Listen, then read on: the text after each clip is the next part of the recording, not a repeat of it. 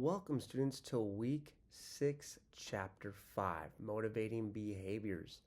Now, this chapter is kind of long in depth in terms of it's kind of a platform that builds upon itself. So you're going to see that throughout this chapter.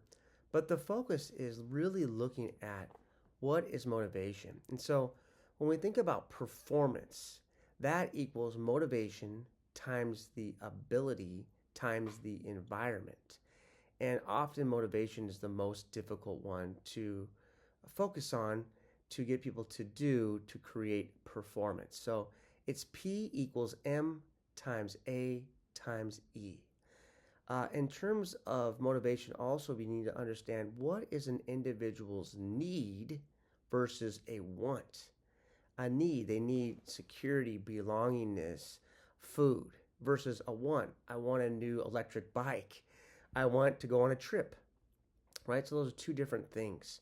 You'll be looking at a hierarchy of needs triangle, which is almost in every business class possible, but it's how do we measure one things in terms of psychology needs, and then belonging needs, and then esteem needs, security needs, and then of course self-actualization needs, which is when you're giving back to the community. So take a look at that.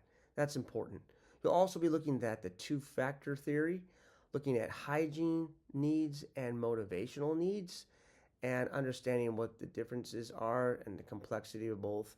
And then how do we have positive and negative reinforcement and which one works better, understanding an individual's wants and desires and outcomes. So you'll be talking about those as well. Make sure you look at what is it that motivates based on this larger scheme of motivational behavior. So it's really important to take a look at that. There's 3 assessments due. The normal ones that we always have, assessment and learning about the quiz and the test and taking a self-reflection. All that's due on Sunday like normal. See you around and glad to have you in this course. Thank you.